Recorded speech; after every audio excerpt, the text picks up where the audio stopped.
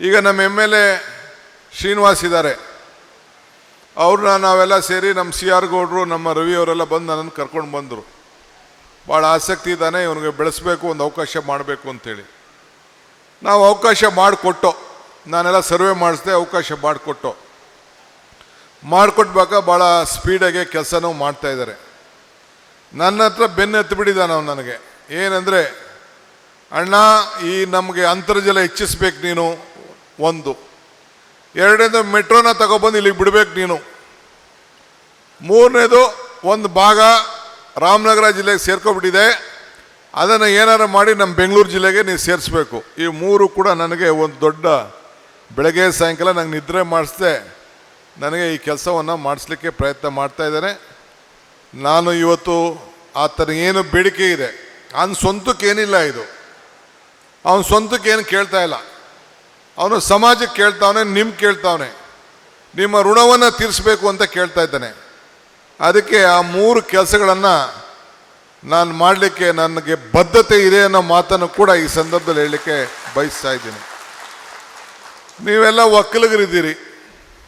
ಒಕ್ಕಲ್ತನ ಅಂದರೆ ಭೂಮಿ ತಾಯಿ ಮಕ್ಕಳು ನೀವು.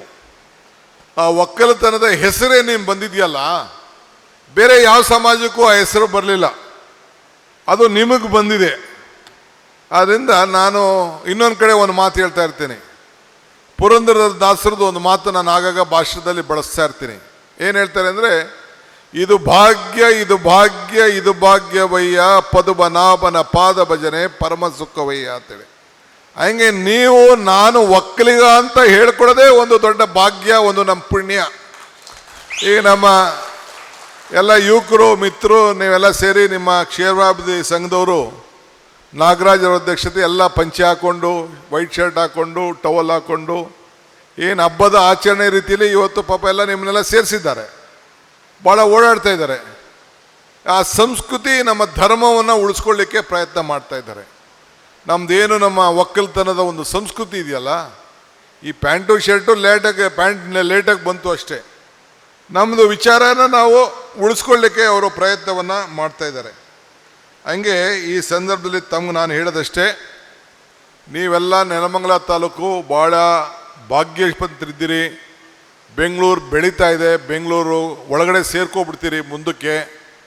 ಸೊ ನಮ್ಮ ಶಿವರುದ್ರಪ್ಪನವರು ಒಂದು ಮಾತು ಹೇಳ್ತಾರೆ. ಏನು ಹೇಳ್ತಾರೆ ಅಂದರೆ, ಬೆಳಕು ಹರಿತಿರುವುದು ಮನೆ ಹೊಸ್ತಿಲವರೆಗೆ, ಕಿಟಕಿ ಬಾಗಿಲು ತೆರೆದು ಬರಮಾಡಿಕೋ ಒಳಗೆ, ಬಂಗಾರವಿಗಳಿಗೆ ನೀನೇಕೆ ಮಲಗಿರಿ ಅಂತೆ. ಹಂಗೆ ನಿಮ್ಮ ಮನೆ ಬಾಗಿಲಿಗೆ ಲಕ್ಷ್ಮಿ ತಾಂಡ ಆಡ್ತಾವಳೆ, ಬರ್ತಾ ಇದ್ದಾಳೆ, ಬೆಂಕಿ ಬರ್ತಾ ಇದೆ, ಬೆಳಕು ಬರ್ತಾ ಇದೆ. ಅದನ್ನು ನೀವು ಸರಿಯಾದ ರೀತಿಯಲ್ಲಿ ಕರ್ಕೊಂಡು ಕಾಪಾಡ್ಕೋಬೇಕು. ನೀವು ಯೋಗಕ್ಕಿಂತ ಯೋಗಕ್ಷೇಮ ಭಾಳ ಇಂಪಾರ್ಟೆಂಟು. ಹಂಗೆ ನಿಮ್ಮೆಲ್ಲರೂ ಕೂಡ ನಿಮ್ಮ ಮಕ್ಕಳಿಗೆ ನಿಮಗೆ ಎಲ್ಲ ಕೂಡ ಒಂದು ದೊಡ್ಡ ಭವಿಷ್ಯ ಬಂದಿದೆ. ಒಳ್ಳೆಯ ಶ್ರಮ ಶ್ರದ್ಧೆಯಿಂದ ನೀವು ಸರಿಯಾದ ರೀತಿಯಲ್ಲಿ ಕೆಲಸ ಮಾಡಿ.